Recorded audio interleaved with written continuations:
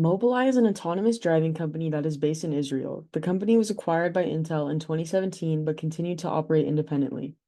Mobileye is a global leader in vision technology for advanced driver assistance systems, holding about 70% of the ADAS market. Despite only representing about 1% of Intel's revenue in 2020, Mobileye has the potential to provide significant value in the future due to both their capabilities and their large market share. Hello, I will be presenting the identification of the problem with the two sections of why is it so important and what's at stake if we don't act. A key question to ask is why is it important for Mobileye to choose a strategic route between AVs and ADAS? In Mobileye's case, the scope of the problem is to see which path to take between autonomous vehicles, which are also known as AVs, and advanced driver assistance systems, which are known as ADAS. It's crucial for Mobileye to determine and compose a secure positive outcome for both Intel and themselves. Mobile's CEO Sasha needs to determine which pathway to take to recommend it to Gelsinger, CEO of Intel. And in order to do that, it's important to see what is the most profitable option. Needs to make an in-depth evaluation of which option will bring the most revenue. Another key factor is choosing the one that will help maintain competitive advantage. Having a competitive advantage is key to all companies because it will help them maintain recognition amongst their competitors. Innovation and growth is also important because their growth in each section will help Mobileye choose the one with the better route. Innovation will never end, and it's important for Mobileye to see where they can obtain a better advantage if this is for AVs or ADAS. The second section is on what is at stake if we don't act. Both the internal and external stakeholders are impacted with an act taken within future strategies with the organization. Internal stakeholders include employees, executives, managers, and board directors. External stakeholders includes creditors, unions, alliances partners, and customers. The firm's performance will also be impacted because there will be a range of perspectives with the best solution. The interest of various stakeholders will rise and they will want to have an act taking place to see if it will benefit them. If we don't act, it's possible that companies will make innovations and that will be a threat that this organization will not want to have, as any other organization is not wanting such threat. Also, if we don't act and we don't if we don't act, if an action isn't taking place, Mobileye can lose the opportunity of making innovations to keep up a competitive advantage in the designated industry. They need to act as soon as possible to see how to navigate the threats and opportunities and do what will be beneficial to the organization as a whole.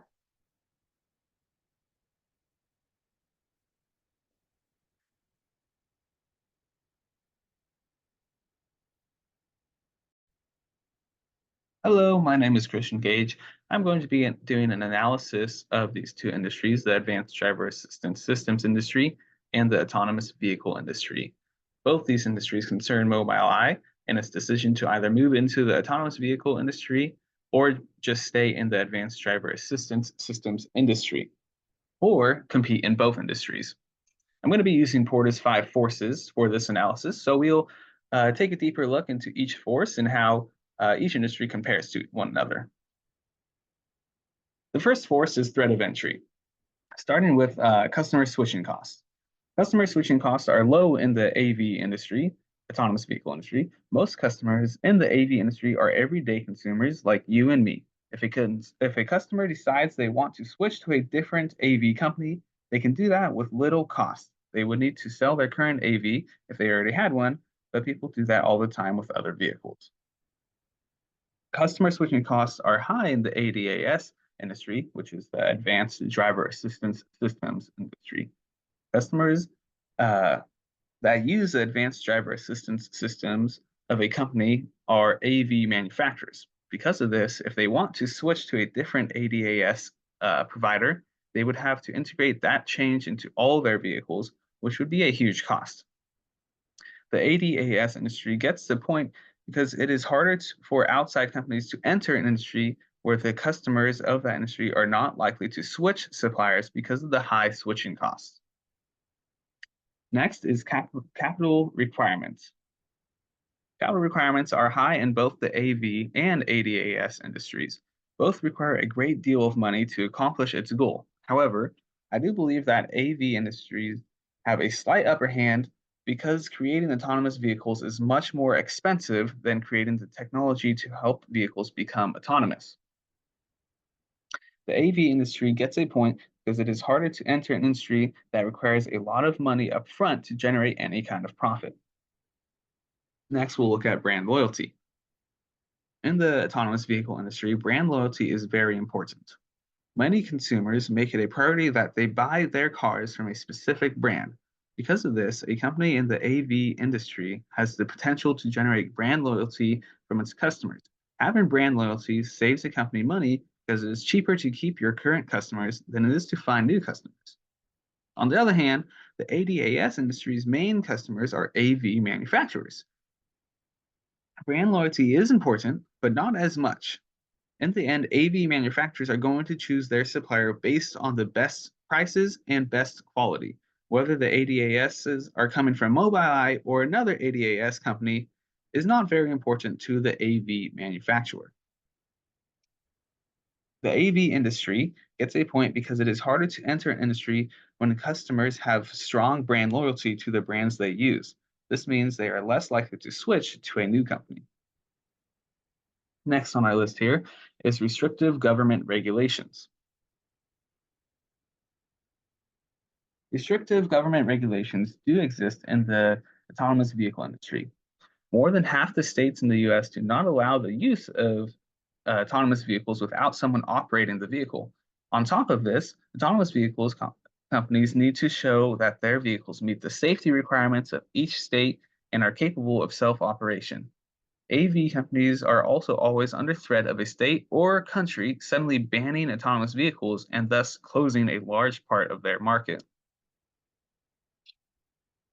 Restrictive government regulations do not exist to the same extent in the ADAS industry. Advanced driver assistance systems companies do not have to worry about the government closing a large portion of their market because there will always be companies in the AV industry, meaning they will always have customers to sell to. The point goes to the AV industry because these government restrictions make the industry less attractive to outside companies, thus leading to a lower threat of entry. The autonomous vehicle industry has the upper hand when it comes to the threat of entry and is therefore more profitable in this force. The next force is the power of suppliers. First, we have concentration of suppliers. One factor that plays a part in the power of suppliers is whether or not the suppliers industry is more concentrated than the industry it sells to, meaning that there are fewer companies in the suppliers industry than there are companies it can sell to. In both the AV and ADAS industries, the suppliers are not more concentrated than the companies it sells to. Because of this, neither industry has the upper hand in this factor. We'll give both industries here a point. Now, next we have suppliers' dependence level on the industry. For the AV industry, it is hard to say because autonomous vehicles require multiple suppliers. For example, the ADAS industry is a supplier of the AV industry and depends very heavily on how well the AV industry is doing for its revenue. However, other suppliers like tire makers and companies that make all kinds of car parts do not depend so much on the AV industry because there will always be other car manufacturers that they can sell to. Overall, I would say most of the suppliers of the autonomous vehicle industry do not depend all too much on the AV industry. The advanced driver assistance systems industry focuses on making high tech cameras, sensors, and other parts to improve a car's ability to be autonomous. Because ADAS companies do a lot of their own manufacturing of their own hardware and software, they use all kinds of parts from all kinds of suppliers. The suppliers of ADAS industries do not rely too much on how well the ADAS industry is doing because there are other industries that can use the products they produce.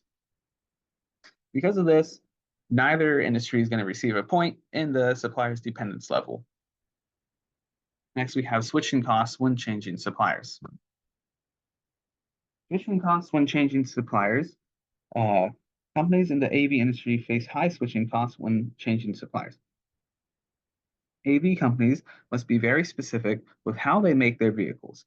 Because of this, finding another supplier for a certain part requires inconvenient changes that must be made in the production of the vehicle. For example, if an AV company wants to switch its advanced driver assistance system supplier, it has to make sure that the new cameras and sensors it gets can fit into the design of their current vehicles. And if it does not, they have to rework the design of certain parts. Companies in the ADAS industry also face switching costs when deciding to use another supplier. However, the reworking of cameras and sensors is not as expensive as the reworking of a vehicle's design. The ADAS industry gets a point because having a lower switching cost puts less power in the hands of the suppliers.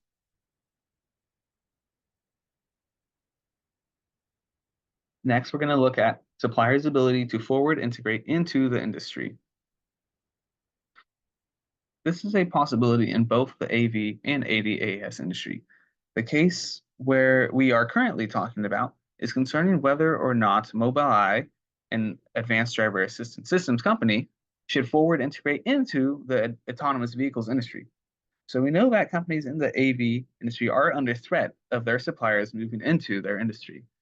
And the same is also true for the suppliers of the ADAS industry. Because of this, neither industry gets a point in this factor. The advanced driver assistance systems industry received one more point than did the AV industry, and thus is the industry where suppliers have less power, making it more profitable in this force. The power of buyers. Number of buyers and the quantities they buy. The power of buyers is high when there are few buyers and they buy in large quantities. The AV industry is mostly selling to everyday consumers like you and me. This means they are selling to many individuals and only in mostly small quantities of one vehicle per customer. The advanced driver assistance systems industry is only selling to large businesses and in large quantities, giving the buyers more power. Because of this, 1 point is going to go to the AV industry. Next, we have switching costs of buyers. In the autonomous vehicle industry, the individuals purchasing the AVs have little switching costs. Like I mentioned earlier, if a consumer decides they want to give their business to another AV provider, it's very easy to do so. On the other hand, the switching costs of buyers in the advanced driver assistance systems industry, which are all AV companies, is high. This is because it takes a lot of time and money to train staff on how to implement new advanced driver assistance systems into vehicles. In most cases, it is cheaper to stick with the supplier you have rather than train staff on how to use a new supplier's products. The point goes to the ADAS industry because buyers have less power in this factor due to having higher switching costs. Buyers' ability to backwardly integrate into the industry. The buyers of the AV industry are mostly just everyday consumers that have no ability to make their own AVs. Buyers of the ADAS industry, which are AV manufacturers, do have the ability to backwardly integrate into the ADAS industry if they feel it is the best move. This gives buyers more power, and because of that, the AV industry gets the point. Overall, the autonomous vehicle industry has the upper hand, and when it comes to the power of buyers, uh, that the AV industry is more profitable in this factor or this force. Going to go on to the fourth force, threat of substitutes. First, we have substitute offers an attractive price/performance trade-off. There are many substitutes for autonomous vehicles that a consumer could decide to go with, which might be more affordable and potentially perform better. Options include regular cars, motorcycles, buses, trains, and more. There will always be a substitute in the AV industry, making it less attractive and less profitable. However, there are not many substitutes for the ADAS industries. If a company wants to make their vehicles fully autonomous, like the companies in the AV industry, they need advanced driver assistance systems. Because of this, the point goes to the ADAS industry because there are not many good substitutes. And then we have cost of switching to the substitute. The cost of switching to substitutes for the AV industry is very low for consumers. There are many options available at low prices. For example, if someone only needs a self-driving car once a week, they can just use an Uber and still have the convenience of not having to drive. If they need it multiple times a week to commute to work, they can come up with some kind of carpooling system with some coworkers. And as I've mentioned before, the cost of switching for a customer of the ADAS company is quite costly. The ADAS industry takes the point on this one. When it comes to the threat of substitutes, the ADAS industry has the upper hand and is therefore more profitable in this force. Finally, we come to our last force, rivalry among existing competitors. Both industries are at a tie, with the AV industry being more profitable in the threat of new entry and power of buyers forces, and the ADAS industry being more profitable in the power of suppliers and threat of substitutes forces. Rivalry among existing competitors is the final force and is determined by the other four forces. Since both the AV and ADAS industry are 2 and 2 in the other four forces, it is safe to say that the rivalry among existing competitors in both industries is about equal. Using Porter's 5 forces model drew me to the conclusion that both industries have good profit potential and that Mobileye should decide to go into the AV industry and continue in the ADAS industry at the same time. Keep in mind that this conclusion came from using the 5 forces analysis only, and that another analysis might come to a different conclusion. Thank you very much.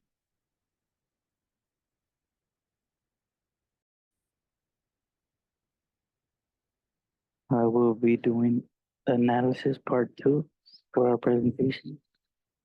Brio analysis and CSR.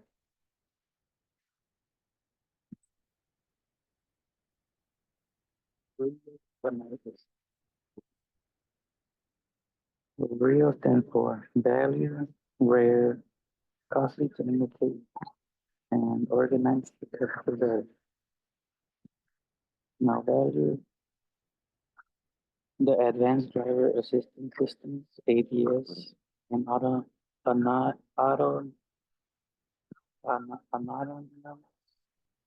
vehicle, AV, are valuable because they are in demand, Mobileye, having around 70% of the ADAS market and 1 billion revenue in 2020. Getting into the AV market, Mobileye believes they can earn around 15 billion annually through the robotaxi by the year 2030. The Mobileye has created advocacy for the product. Rare.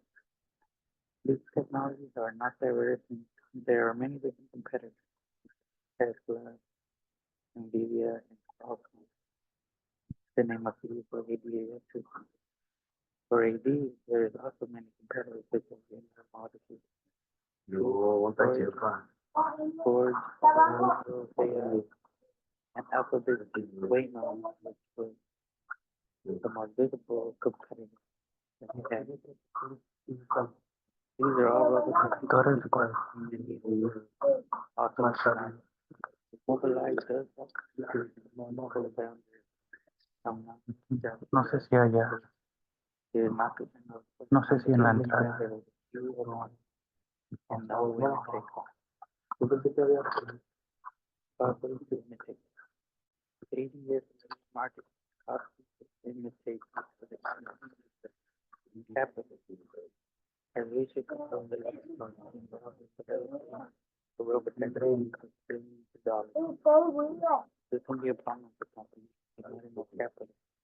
With an example of Uber and Lyft, as they have to stop their own robotaxi development because of the high cost.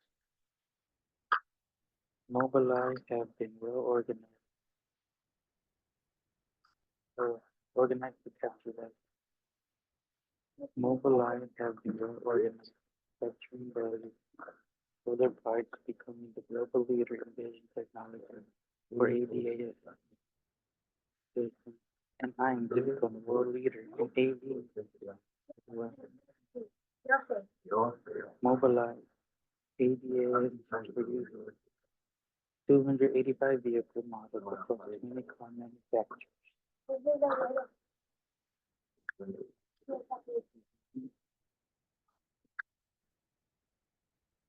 Corporate social responsibility, or CSR. CSR has many responsibilities, including economic, legal, ethical, and philanthropic responsibility. For the economic responsibility, AVs are projected to reduce crashes by 90%, which would result in savings of about $190 billion per year. AVs would also be programmed to avoid poor route choices that take longer, which will result in less fuel dollars in fuel consumption. Robotaxis would also cost about 35 cents per mile by 2025 compared to human taxis of $3.50 per mile, $1.50 per mile for Uber, and 75 cents for privately owned vehicles. Robotaxis will save a lot economic wise. Legal responsibility. Mobileye follows the society's government based on the degree of human intervention. There are 6 levels from level 0 with the most amount of human intervention to level 5 with the least amount of human intervention. They must state the level accordingly and correctly. There are no national regulations. The Mobileye must follow each state-by-state regulation, so each state can have their regulations to follow. The Mobileye is to follow accordingly to each state's regulation. For ethical responsibility, Mobileye needs AV industry government public to agree on common standards for safety. We all need to agree on the safety of these technologies to keep the passengers as safe as possible. Mobileye published their own responsibility sensitive safety bias test model in 2017. To balance the safety and utility of drugs. Their RSS have 5 foundational principles. 1. Safety. 2. Community. 3. Right. 4. Limited visibility. 5. Prepared action. These are the 5 RSS.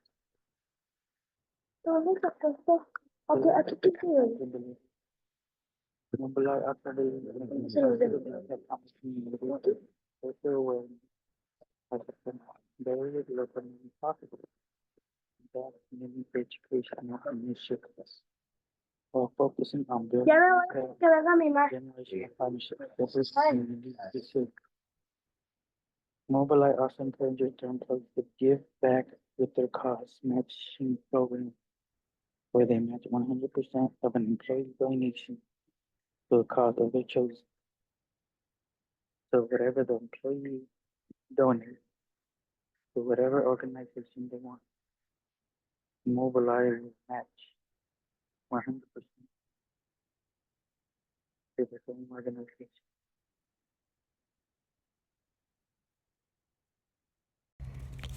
Options and solutions. Some options that we could talk about are potential options that can be investment in infrastructure such as dedicated lanes and charging stations and advanced technology development for autonomous driving. Direct sale to consumers as a feature in personal vehicles, offering convenience and advanced driving assistance. Gradual introduction of AV features to build consumer confidence over time, starting with features like lane keeping assist and automated parking, leading to full autonomy. Next, we're going to talk about the solutions. So, some solutions can be combining both robotaxi and consumer AV strategies to diversify risk and revenue streams, allowing for flexibility in shifting market demands. Leveraging data and learning from one market to improve the other, such as using robotaxi data to enhance customer AV safety features. Another thing could be prioritizing safety innovations to build trust and meet regulatory standards such as advanced sensor technologies, robust testing protocols, and transparent safety reportings. And one of the last solutions that came to mind was forming alliances with technology companies, car manufacturers, and regulators to accelerate development and deployment, sharing resources and expertise. Alrighty, so I'll be wrapping up our presentation, touching on a few points that were already covered in our presentation. So mainly like our analysis, internal and external, and then options and solutions. Quick breakdown though of the that's better. Quick breakdown of the options that Mobileye CEO will be presenting to Intel in their meeting. So first one's fleet operator, building out the robotaxi fleets, and then using it as a stepping stone to become like a consumer AV or developing and selling those. Option two, becoming like a tech supplier. So that's building on their core competencies, chip manufacturers. So it's their IQ chip. Expanding from ADAS software technology to AV technology. And then option number three is pursuing both concurrently. So super expensive, or the more expensive approach, obviously because you're integrating both. I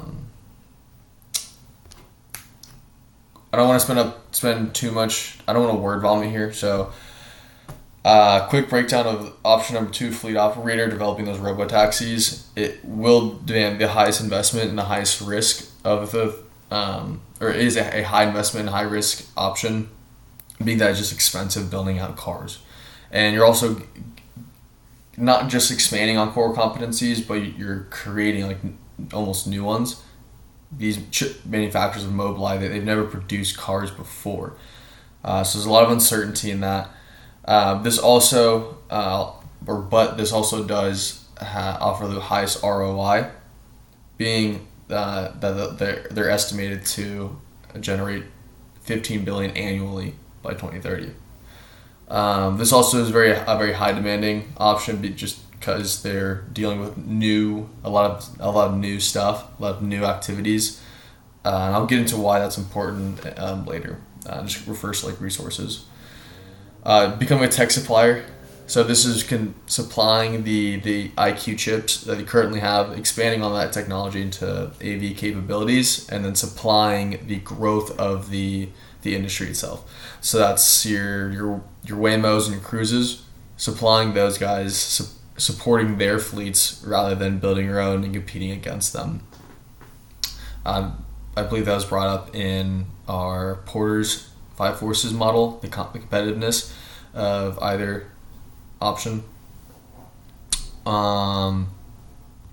It's the lowest risk as well because you're building off the core competencies we already have. So that leans into your pre-existing infrastructures that we have to manufacture these chips.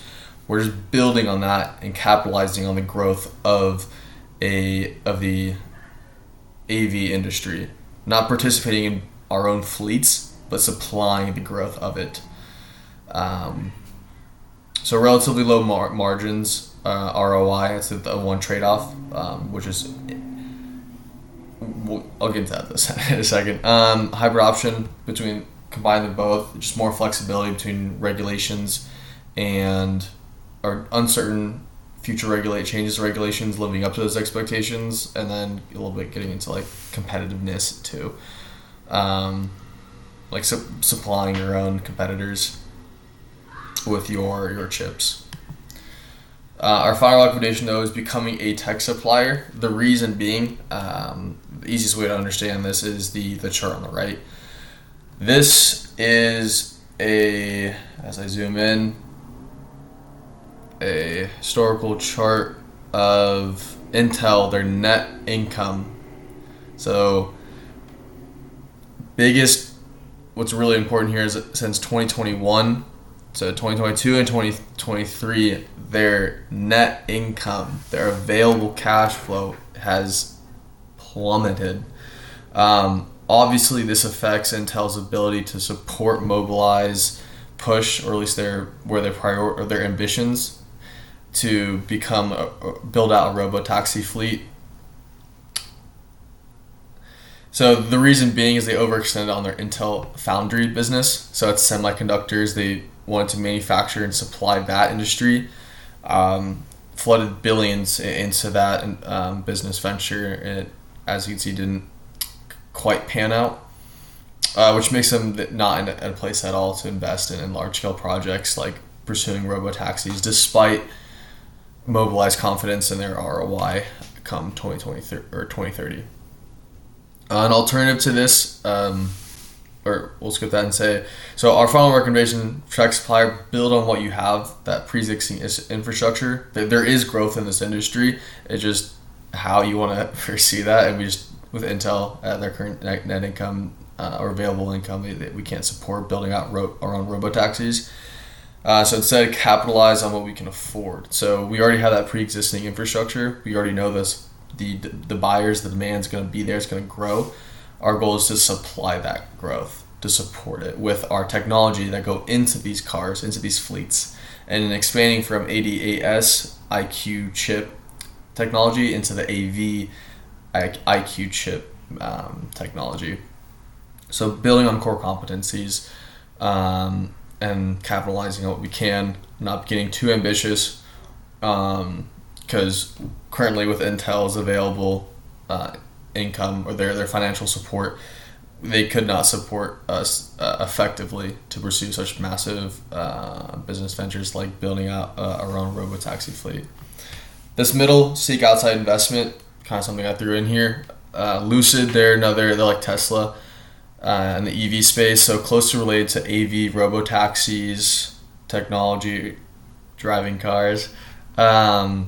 Big relationship with them is their relationship with Saudi. So this also ties into Armando's one of his options for like building relationships with existing fleets.